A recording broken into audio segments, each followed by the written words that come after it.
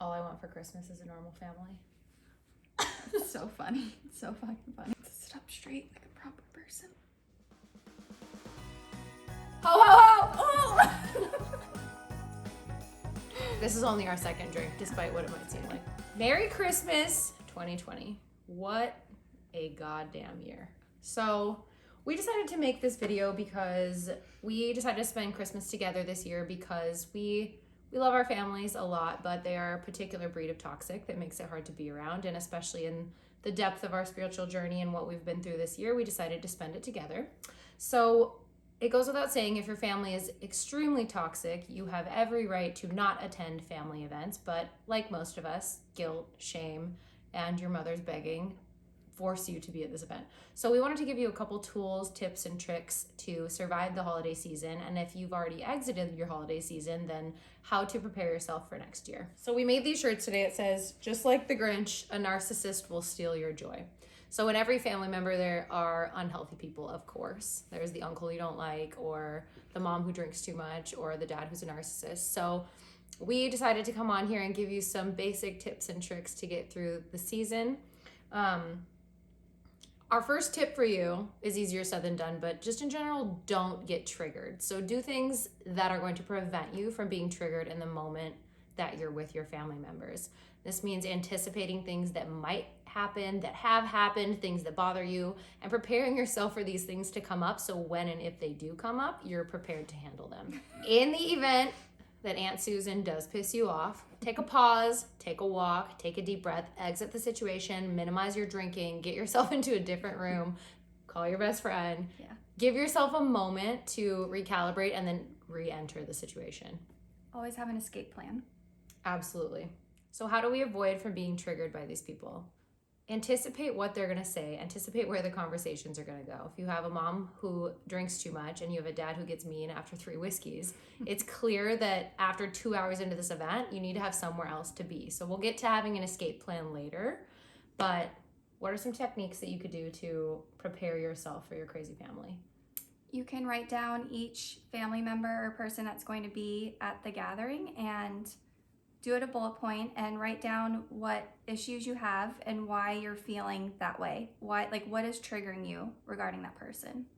What do you do when you're in the middle of dinner and like your mom says some outlandish shit? And you just get fucking triggered. Yeah. Cause I yell. Like I feel like you're more quiet. Yeah, I'm more on the calmer side. Do you just do this? Yeah, I just try to keep myself calm and you take deep breaths and just be like, it's not you. It's a problem they're having. It's their own issue. It's not your issue. Absolutely. You just have to understand that. It is your issue. I had this talk with my mom. I said, I will fly to you. I will come for Christmas. I will be there, but we're going to have a normal Christmas with normal food and we're not napping all day and we're opening presents. And I think it was a boundary. And so I decided to stay home with Danielle. And I think I know myself now enough to know that I will end Christmas crying. Ask any member of my family because that's all I've wanted. I just want a normal Christmas with a tree and gifts and fun. And you have every right not to go. So you anticipate the issues. I know people are going to sleep all day. I know that presents aren't going to be bought, or if they are, it's going to be rushed. And then I'm going to end up upset. So I don't go. Mm-hmm. What about having an escape plan? Like, have you ever tried that? So I'm new to that. I just learned that. Thanks to therapy. Either have your own car or bring a friend if you need someone to, bounce off of. Mm-hmm. Or if they have a car, just say you don't. Yeah. Never go in a situation being trapped there because then you're stuck and then you're going to go crazy. Absolutely. You're going to go crazy. Absolutely. And then you start drinking.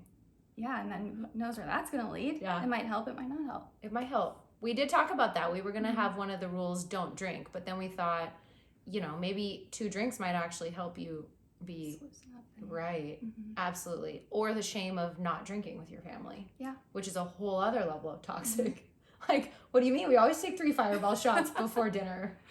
Okay. One side of my family, they're all drinkers, but when we're all together, none of us drink. It's like no one's allowed to drink. Really? And it's very awkward and weird. Like they all drink, just not when we're all together. Because they fight? No. It's just like maybe because there's alcoholics. Yeah. And then we just all keep it to our own Absolutely. homes. Yep. And it's like you can't be yourself sometimes. Absolutely.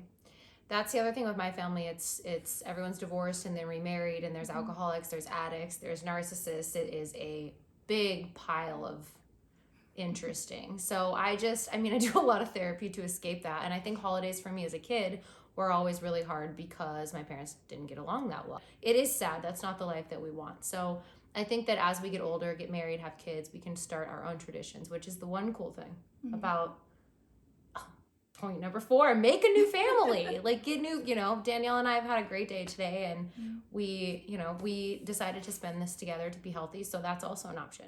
Avoid social media at all costs. Absolutely. That's a big one. So post your cute picture and then get out of there. I know for Danielle and I, she's almost 30, I'm in my 30s, and I think that not being married, not having kids, and being more focused on your career is something that's not necessarily the norm, and it makes us feel very alone. And also deciding to have an amazing husband who walks into your life spiritually, of course, okay, I can't say that's not your choice, because energetically I guess it kind of is, but that's the one thing you have no control over. So going on social media and seeing a bunch of happy married couples is very, very hard for some people. And I don't know if those of you that are happily married understand that or not, but those posts, they hit home for me personally. Yeah. I pride myself in having very strong mental health. I work really hard at it. I know you do too. Like, what do you think when you see it? Like, what is the feeling? You compare yourself. Yeah. It's the comparison game that I'm sure everybody goes through no matter what situation you're in. And that's why you just have to stay off. Turn your notifications off. Yeah. Stay off of it. Absolutely. I would stand to say that seeing people when they're happily married or have happy families, like kind parents that are healthy and not abusive, that hurts me more than probably anything. Like, show me a girl with a perfect body, no trigger. Yeah. Good for you, girl. Like, good for you. I know you worked so hard for that. But the happy, the healthy mother and the dad that loves you and the husband who's there, it's a lot. It's a lot to like take what you're in. missing and what you want. Yeah, it's painful. So don't go on social media. So one of the biggest things we want to point out is that when people are unhappy and they're going through their own stuff, they're going to project and take their stuff out on you. So one of the things you can do is just keep that in mind. It's not usually about you. The older generation, like our parents or grandparents, they didn't go to therapy, most of them. They don't know. They're not as much aware as we are. And they have a lot of wounds and issues that they have not dealt with and they haven't healed. Absolutely. And it comes out on their kids. And just you have to know it's not you. If you're doing your own work, trying to heal yourself, or you're going to therapy, you're journaling, whatever it is you're doing, you're working on yourself, just know what they take out on you, it's not your fault. It's not your problem. Absolutely. It isn't. And I think that one of the things, it sounds sad, but it's very true, accepting people as they are and that they will never change. So I had a therapist once tell me, she said, you can either accept them like this and be happy for the rest of your life, or continuing to try to change this person, it's going to make you miserable. They're never going to change. This is a diagnosable situation or an addiction or, a whole host of things that our parents possess, right? Our aunts, our uncles, our siblings, whoever it is. So I think that one of the things, it sounds sad, but just accept that they're never going to change. People can change. Of course, people can change, but it requires a lot of work. I think they say there's certain attachment styles and disorders that only 20% of the population of people who have it will actually ever overcome it. And that's with 4 years of weekly therapy. Wow. So just, right? It's crazy, especially like anxious, avoidant, or narcissistic. These things, it's a serious disease that infects people and they never typically get out of it. So of course, hope for the best, but have realistic expectations. Your family members, if they've sucked for the last decade, they're probably going to continue to suck. And I say that lightly. I also am, like such a spiritual person. I believe that all of the trauma that I've been through, I don't know if you could say the same, has made me an incredibly better version of who I am. I'm very grateful for the trauma, and I'm very grateful for my upbringing, because as I heal, so does my family. And I see that. That's so true. Right? That's so true. Yeah. The more work I do on myself, I feel it reflects back to me in the way that they treat me. That's so true. Yeah. Oh my gosh. Yeah. It is. You're right. It gets better and better. I think that that's like the energetic, I always talk about healing the family uplink. Heal yourself. I think it's boundaries too. Don't talk to me like that. Why are you talking down to me? I'm really happy. I like my life. I love my boyfriend. Why do you hate him? It's, it's just, it's pushing off the comments as they come. I even think the sentence, looking at someone who says something to you and just saying, we're not going to go there this year. Mm-hmm. Not this year. Please don't.